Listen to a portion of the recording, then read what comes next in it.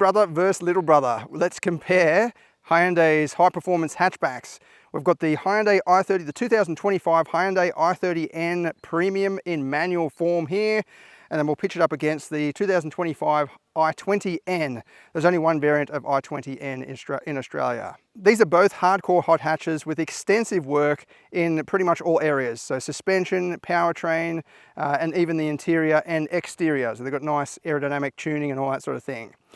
The i30N is obviously more powerful. This has got a 2-litre turbo petrol 4-cylinder, 206 kilowatts, 392 newton meters, versus the i20N, which features a 1.6-litre turbo petrol 4-cylinder, 150 kilowatts and 275 newton meters. Now, you might think they're going to be pretty close with the power to weight ratio, but not really. I'll just get my specs out here. The i30N has a power to weight ratio of 138.38 kilowatts per tonne versus the i20N's 123.66 kilowatts per tonne. So definitely an advantage to the i30N. It is heavier though, so 1,478 kilograms Tare. I couldn't find the curb weight for both of them. The Tare weight for the i20N is 1,213 kilograms. Such a lightweight car for a modern vehicle as well. Now I've seen some comments saying the i20N MY25 facelift is, no big deal. It's not a big enough facelift, but to me it's who cares, because at least it's still on sale. Look at the rivals, Ford Fiesta ST, Renault Clio RS, they're both gone. So it's great that Hyundai Australia has been able to bring the facelift into Australia, right-hand drive. I think Australia is one of the only markets with only right-hand drive markets for the facelifted i20N. So it's awesome that we've got it. As before, I'm going to set up the tripod down this private road for the full quarter mile. 3 different spots. I've got the spots marked out on the tarmac, so the tripod is sitting in the exact same spot for both runs. They are run on different days, obviously, so I can't control the weather. But then during the editing, I splice it together. So it's basically a drag race, virtual drag race. So this is what it would look like if they both run. But again, the weather is the main factor that's a tiny bit different. Both of these were tested about a week apart, so the weather shouldn't be too much difference, especially in terms of humidity and all that. But both of them in warm temperatures. On the dash, it says about 28, 29, but I'm going to run the i30 again. Well, while it's a bit cooler, it's about 26 now, I think, just to get the most out of it. And that was the same with the i20N as well. Let's see how they go.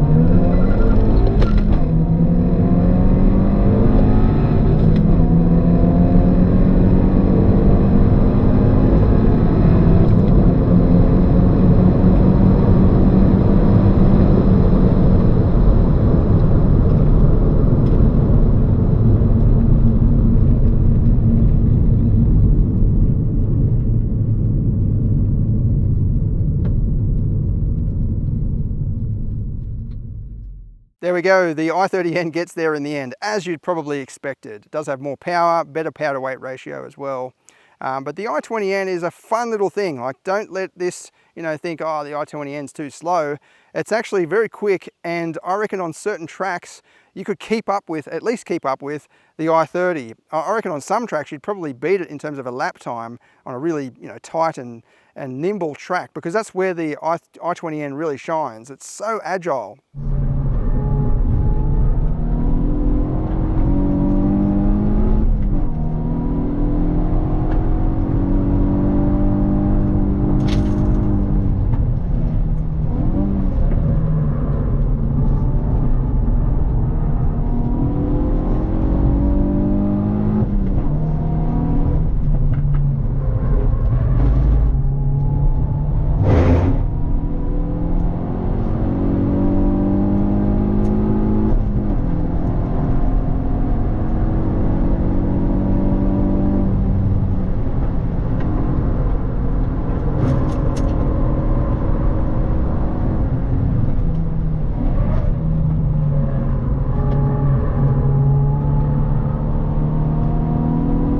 I also think it's a better beginner's racetrack car because you can thrash that and come into the corners way too fast, get on the brakes too late, and it will just go around. It feels like there's no limit to that thing. Whereas this, the rear can step around a bit quick because it does have the short wheelbase, and just the way it's set up with the rigid suspension, it can swing around pretty quickly, but also, yeah, just requires a bit more finesse to drive really fast. Either way, it's great that Hyundai offers both of these on the market. I think it's no other car maker is able to do this except Volkswagen, I guess. They've got the GTIs of the Golf and the Polo. But yeah, as I said before, the Renaults are all gone. The Ford hot hatches are gone.